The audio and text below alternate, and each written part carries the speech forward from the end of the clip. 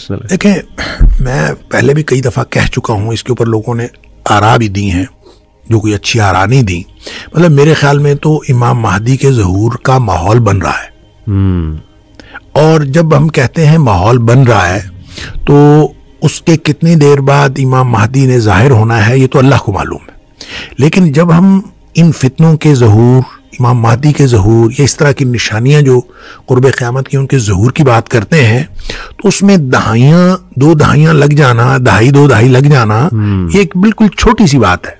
यानी हो सकता है कि एक चीज जो है जिसको हम समझ रहे हैं कि ज़हूर होने का वक्त हो गया है और ये उसके बाद वो उनका ज़हूर 1 दहाई के बाद हो, 2 दहाई के बाद हो, वल्लाहु आलम कब होना ये अल्लाह को मालूम है।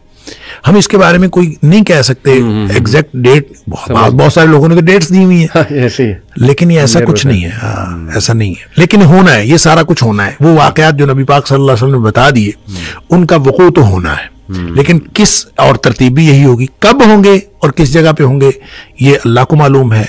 अलबत्ता जिन जगहों की निशानदेही नबी करीम सल्लल्लाहु अलैहि वसल्लम ने कर दी है जैसे शाम की, तो वो जगह जो हैं वो स्पेसिफिक हैं।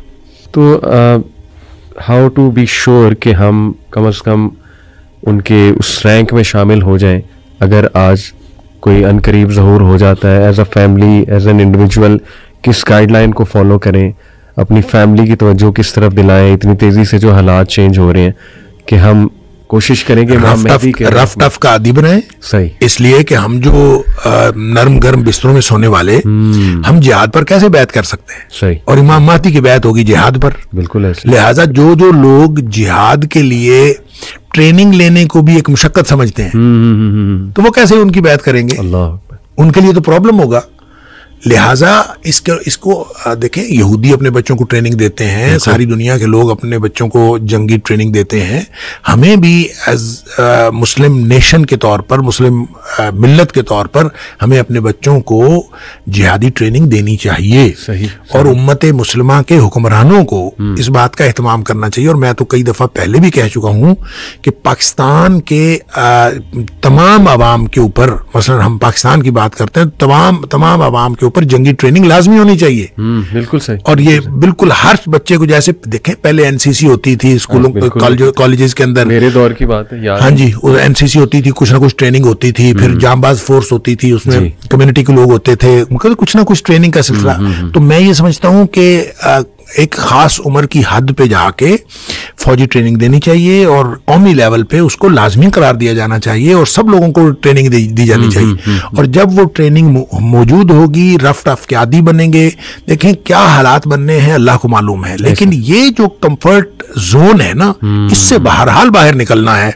इस कंफर्ट जोन में रहकर इमाम महदी की बैत नहीं की जा सकती, ये पक्की बात है। इससे बाहर निकलना है और इससे बाहर निकलने के लिए आपको अपनी ट्रेनिंग देनी पड़ेगी, अपने बच्चों को इस बात का आदी बनाना पड़ेगा, रफ टफ का आदी। देखें ना, मसलन दज्जाल के ज़हूर के हवाले से नबी करीम सल्लल्लाहु अलैहि वसल्लम ने एक बात फरमाई कि सारे रिज़्क़ के वसाइल उसके पास होंगे, बिल्कुल सारा कुछ उसके पास होगा। वो जिसको चाहेगा वो देगा, जिसको नहीं चाहेगा नहीं देगा। अब कितनी बड़ी आजमाइश। सही बात। साहबा कहते हैं अल्लाह के रसूल सल्लल्लाहु अलैहि वसल्लम, हम फिर खाएंगे क्या? यानी सारे वसाइल उसके पास, तो हम क्या करेंगे? सही। आपने फरमाया तुम्हें ला इलाहा इल्लल्लाह पढ़ना, अल्लाह अकबर पढ़ना, ला हौला वला कुव्वता इल्ला बिल्लाह पढ़ना, यही काफी होगा। अल्लाह। आप ये बताएं कि हमारा पेट भरता है अल्लाह का जिक्र करने से, ला इलाहा इल्लल्लाह कहने से, अल्लाह अकबर कहने से हमारा पेट भरता है? नहीं भरता। ना हमारे बच्चों का पेट भरता है। इसका मतलब यह है कि अपने आप को और अपने बच्चों को अल्लाह के जिक्र का आदी बनाए और इस तरह आदी बनाए कि उनकी तवज्जो जो है ये फास्ट फूड और खाना पीना और ये सारी चीजों से हट के अल्लाह के जिक्र पर हो। और अल्लाह के जिक्र की वजह से उनका ये जो भूख की तरफ तवज्जो है ये खत्म हो जाए। सही।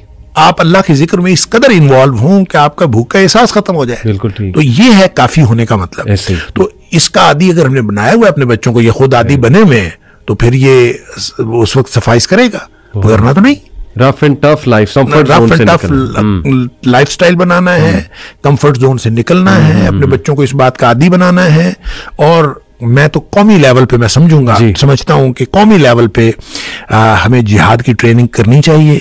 और ये फौजी ट्रेनिंग ये हुकूमत को चाहिए, सही बात। ये हमारा किसी ग्रुप का काम नहीं है। जी। देखें, ग्रुप्स जब जिहादी ट्रेनिंग देते हैं फिर वो अपने अपने मुफादात लेते हैं, ऐसे ही और उनका कोई फायदा नहीं होता। सही जब बात। नेशनल लेवल पे होगी तो वो नेशनल काज के मुताबिक होगी। जब नेशनल काज के मुताबिक होगी तो उसका फायदा भी फिर मिल्ली लेवल पे होगा, कौमी लेवल पे होगा। तो उसको हासिल करने के लिए फिर जब कभी इमाम महदी का ज़हूर हमारी जिंदगियों में होता है, हमारी जिंदगी के बाद होता है, अगली नस्लों में होता है, जब भी कभी होगा हमारी नस्लें उसके लिए तैयार होंगी। बिल्कुल ठीक। और जब तक हमने अपनी नस्लों को उसके लिए तैयार न किया, मैं ये समझता हूँ बहुत बड़े फर्ज से गफलत बरतेंगे जब हमने तैयार न किया।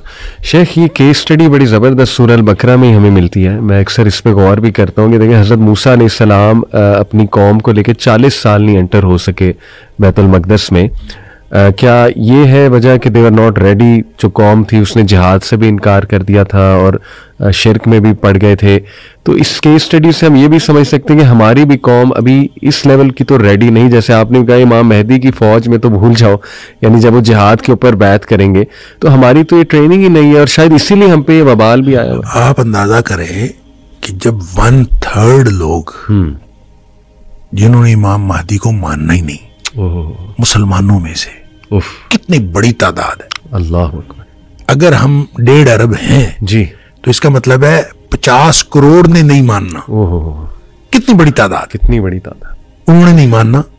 तो जो नहीं मानना तो उसकी वजह क्या होगी? वो वजह हमारा कंफर्ट जोन है कि हम उससे नहीं निकलना चाहते। सही। हम जाके अपने आप को उस रफ टफ लाइफ में नहीं भेजना चाहते अपने बच्चों को। और खुद जब हम कोई ट्रेनिंग नहीं है, कोई मोटिवेशन नहीं है, कोई मोटिवेशन कभी हुई ही नहीं है, कभी किसी ने बताया ही नहीं है, कभी कोई नेशनल लेवल पे कभी किसी ने इस बात की तैयारी नहीं की, तो ये 50 करोड़ तो एक तरफ हो गए। बाकी के जो 1 अरब बचे उनमें से 50 करोड़ जो हैं इन जंगों में शहीद होंगे, जो लड़ते हुए शहीद होंगे। 50 करोड़ कितनी बड़ी तादाद है। और उसके बारे में भी बहुत बाज हदीस ऐसी हैं, कोई सही कोई गैर सही, लेकिन उनमें बड़ी अजीब व गरीब तफसीलात हैं। यहाँ तक के मसलन एक कौवा उड़ेगा और उड़ते उड़ते उसको जगह नहीं मिलेगी कहीं बैठने की, इतनी लाशें होंगी कि उसको जगह नहीं मिलेगी और वो जाते जाते वो गिर पड़ेगा और बिलाखिर गिर के मर जाएगा, उसको जगह नहीं मिलेगी बैठने की, इतनी लाशें होंगी। तो 50 करोड़ अगर मुसलमानों के शहीद होंगे तो फिर मुकाबले में जो दूसरे लोग हैं उनके भी तो लोग मरेंगे ना। ऐसे तो फिर ये कितने बड़े पैमाने पर ये जो खुरूजुल मलहमा है, इस लड़ाइयों में कितने लोग काम आएंगे और कितने मुसलमान शहीद होंगे, अल्लाह को मालूम है। उसके बाद जो बाकी बचेंगे उनका ईमान ऐसा होगा कि जिसको कभी कोई